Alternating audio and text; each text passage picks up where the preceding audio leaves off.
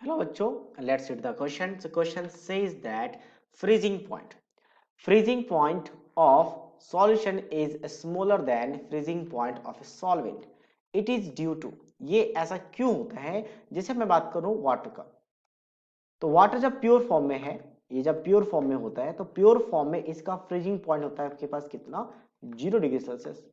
और इसी में जब हम क्या करते हैं, सॉल्यूट को ऐड कर देते हैं, सॉल्यूट, तो सॉल्यूट को ऐड करने के बाद ये क्या बन जाता है, सॉल्यूशन बन जाता है। तो उस केस में आपके पास इस सॉल्यूशन का फ्रीजिंग पॉइंट कम हो जाता है, जिसे कहते हैं डिप्रेशन इन फ्रीजिंग पॉइंट। ये आपके पास 0 डिग्री सेल्सियस से कम होगा, डिप्रेशन इन फ्रीजिंग पॉइंट।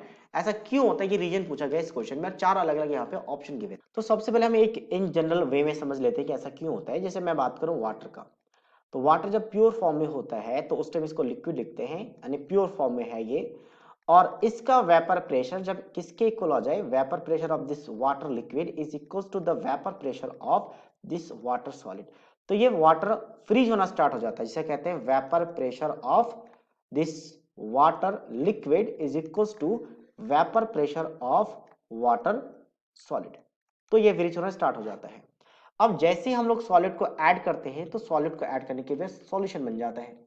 तो उस सॉल्यूशन में अब वाटर प्योर फॉर्म में नहीं है, तो अब यहाँ पे वेपर प्रेशर क्या हो जाता है, उस टेम्परेचर में डिक्रीज हो जाता है। मतलब सॉलिड तो प्योर फॉर्म में है, यहाँ पे वाटर जब सॉल्यूशन के फॉर्म में लेंगे सॉल्यूशन का, तो वहां से जब फ्रीज करके जाएगा तो फ्रीज में इधर तो आपको वाटर प्योर फॉर्म ही रहेगा, क्योंकि फ्रीज शिफ्ट किसका होगा, प्योर वाटर का होगा। बाकी जो सॉल्वेंट सॉल्यूट है उसका फ्रीजिंग नहीं होगा, तो आपको इधर तो प्योर वाटर ही दिखेगा, यहाँ पे प्योर वाटर है, बट इधर क्या दिखेगा, सॉल्यूशन दिखेगा।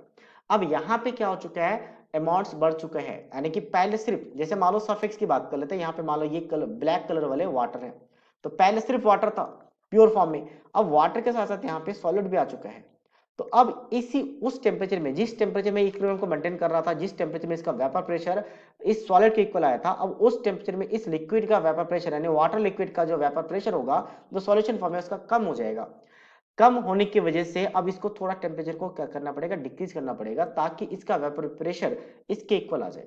ठीक है, तो इस वजह से यहाँ पे आपका टेम्परेचर कम करना पड़ता है। तो लेस टेम्परेचर में, लेस टेम्परेचर पे as compare to previous condition क्या होता है, vapour pressure of the water solution, अब यहाँ पे सॉल्यूशन लिक्विड, सॉल्यूशन लिक्विड किसके इक्वल आएगा, vapour pressure of this water solid, तो जाके फ्रीज होना स्टार्ट हो जाता है, और इसीलिए इसका फ्रीजिंग पॉइंट कम होता है।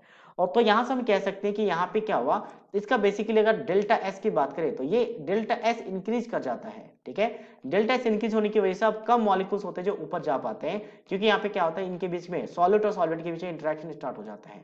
अब हम ऑप्शन की बात करते हैं, पहला ऑप्शन क्या है, पहला ऑप्शन है delta H, and enthalpy of the solutions and the solvent is almost identical since intramolecular forces between the solvent and the molecules are involved. नहीं, ऐसा कोई रीजन नहीं है। ऑलमोस्ट आइडेंटिकल भी नहीं होगा, सॉल्यूशंस एंड सॉल्वेंट के बीच का इंथैल्पी सेम नहीं होगा, क्योंकि उनके बीच का force of attraction increase decrease कुछ भी हो सकता है, तो ऑब्वियसली ये चेंज करेगा, तो ये तो रीजन नहीं है।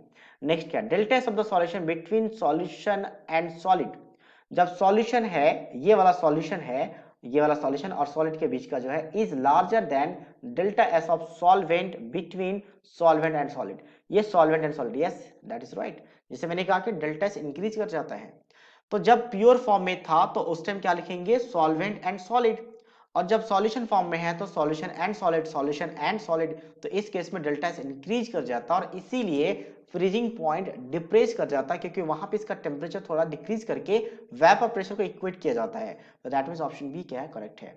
नेक्स्ट ऑप्शन की बात करते हैं, delta S of the solution is smaller than solvent. नहीं, सॉल्यूशन का स्मॉलर कैसे होगा, सॉल्यूशन में तो आपका डेल्टा एस क्या होता है, that is entropy at degree of randomness. तो जब अमाउंट बढ़ेगा तो डिग्री ऑफ रैंडमनेस बढ़ेगा, तो ऑब्वियसली यहाँ पे सॉलिड सॉल्वेंट आ रहा है तो आपके पास पार्टिकल्स बढ़ रहे हैं, तो रैंडमनेस बढ़ेगा, तो ये वाला भी ऑप्शन रॉन्ग है। Next, delta of the solution is much higher than of solvent, but delta of the solution is much smaller. अब देखो यहाँ पे सॉल्यूशन के जैसे स्मॉलर बोला है, तो आगे बढ़ने की जरूरत नहीं है, स्टेटमेंट रॉन्ग हो चुका है। So that means only B is the right answer of this question. So I hope you understood it well. All the best.